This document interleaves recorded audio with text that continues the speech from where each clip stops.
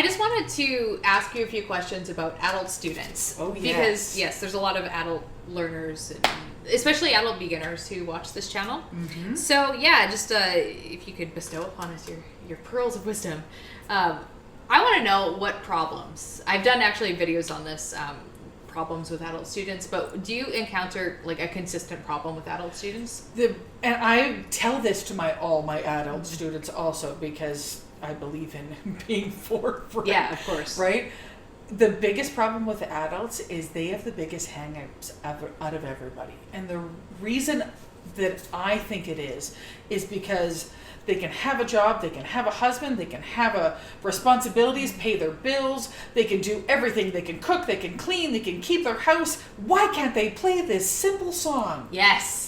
Yes. Right? Exactly. I can do all these things, but yet I can't get my fingers to work. I can't play Frere Jacques.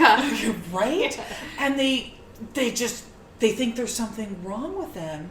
Because they can't do this, because they can be successful in so many parts of their daily life. Why can't they play this really simple thing? Yeah. Right? And it may not be simple. Like when you break down actually everything that's happening to your body in order to play, you've got this part of your side of your brain, you've got this side of your brain, you've got your auditory, you've got your tactile. Yes, right? Your coordination, and you're trying to coordinate two things at once and listen and play and do everything together. There's a lot of things that's going on. Well, and most musicians don't have to read 2 lines of music at the same time, so it's a special challenge as a piano player. Absolutely. But yeah, absolutely, like being uncomfortable with the beginner phase. I see that all the time. Well, even when they get even more advanced, or even teaching like a senior student, right? Like I've taught many grandmas and grandpas over the years, and their coordination isn't what they used to be. Their eyesight isn't the same. They need a special pair of glasses just to sit down at the piano, right? And so there's a lot of things that are beyond their control that they just have to learn to accept, right? And so I always find if they keep reminding themselves, okay, where were you like a year ago? Yeah. Right? Do you remember when this was really hard? Now this is really easy. Do you remember 2 years ago? Do you remember when we couldn't do this? Right? I have this one adult that I've been teaching for 25 years. Awesome. And every year we pick a new goal. And so one year it's, okay, we're going to work on pedal. Or we're going to work on fingering, because sometimes she likes to cross weird fingers over top of other fingers, right? Or we're going to work on rhythm, right? Sometimes, not just for her, but for other adults, sometimes when they're working with 8 notes, instead of going da da da da, they're da da da da, right? Right? Because they're just thinking of the groups, instead of how it leads to the group, right? You have to can't end until you get to the next one. Yeah.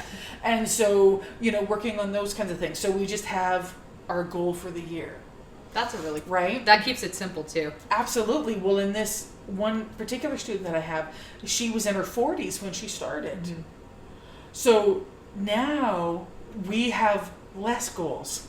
Right. Before it was it was that, but now it's okay, let's see if we can just get through this. Let's see if we can. So then we just do different goals per song, right? Yeah. Which is how most people are, but for her, that was kind of how it worked. Is, we would do a bunch of songs and we would just work on, okay, these songs are all working on different key signatures. Mm-hmm. Right? Some adults have a hard time playing one song with sharps and one song with flats. Mm-hmm. So then I would purposely give one song with sharps and one with flats. Right. Right? Because they're like, it's so much easier if you just give me songs with just sharps. And then... Yeah, I used to be like that. Right? Like, I hated songs with sharps. I much preferred flats. Right? Yeah. And so sometimes it's easier just to do, okay, I'm working on 3 songs and they all have sharps in them. Yeah. Or I'm going to do 3 songs and they all have flats. Yeah. Or, right? Or they're all in minor keys. Or they're all, right?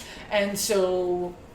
I just find that, let's mix it up and make your brain work harder. It does, but as some of my students, when they get older, then sometimes you want to keep it simpler, because the frustrations, like you're dealing with a lot more than just,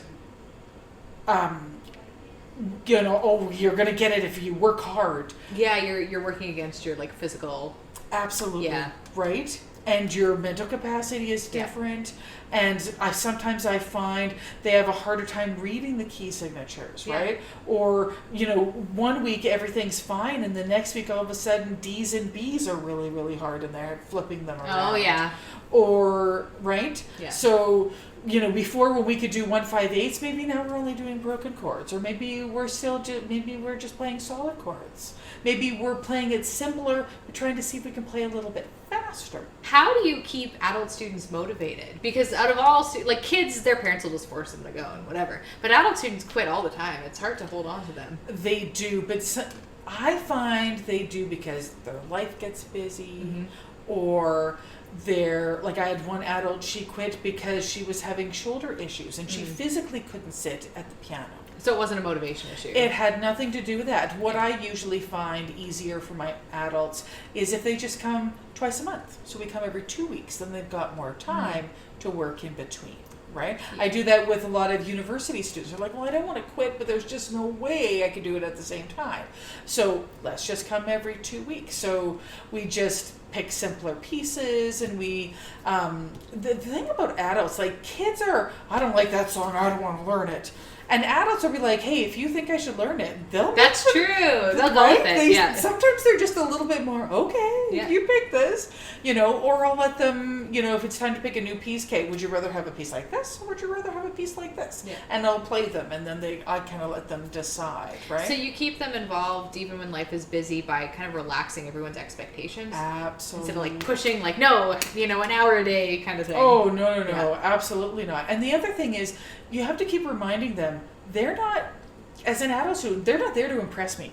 Yeah. Right? But it feels like that. Even I'm guilty of that. They feel like that. I know they feel like they need to, it's like, I'm just a coach, really. I'm just here to give you some advice. Hey, this is really wonderful. If you put this finger under here in this one passage, you're going to find that a lot easier. Maybe if you move your bench back a little bit, you're going to find that you've got a little bit more elbow room, and when you do this passage, it's going to be a lot easier. Yeah. Oh, I never thought of that. Or, when they come to class, oh, I've been so busy. I had a thing at work, and and my kid had a ball tournament, and we had a family reunion, and 19 things, and I didn't practice. I'm like, that's okay. What do you want to work on? Yeah, exactly. Do you have a part of this piece that's kind of driving you crazy? Do you have a part of this piece that you feel like you're avoiding?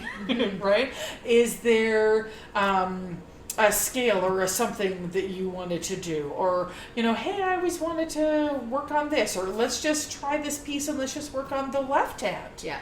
Right? If the left hand is giving you trouble, let's take a look at this and see what we can work on. Yeah, I teach 45-minute lessons, and sometimes I find when my adult students get really busy, that 45-minute period is the most productive practice they have all week. Just because we can do really focused practice, and they feel self-conscious about it, but usually really motivated at the end of that because you accomplished so much in that time. Absolutely. Yeah. Absolutely. And if that's the best practice they get all week, then so be it.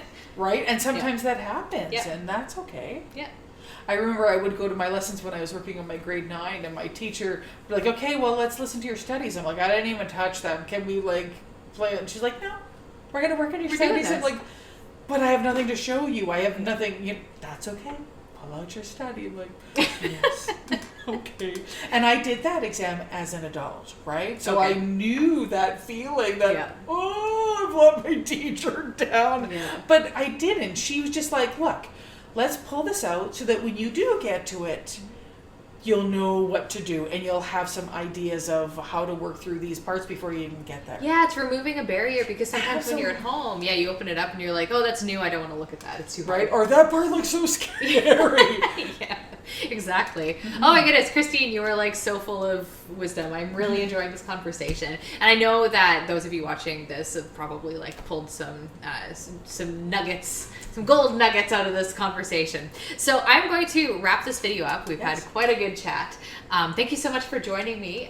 Please give this a video thumbs up if you enjoyed it, subscribe if you haven't already, and you can come hang out with me over on social media, and I'll catch you in the next video. Bye, guys.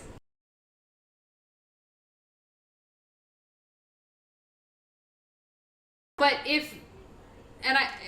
let me, this is a part that will be edited out when I start talking like that.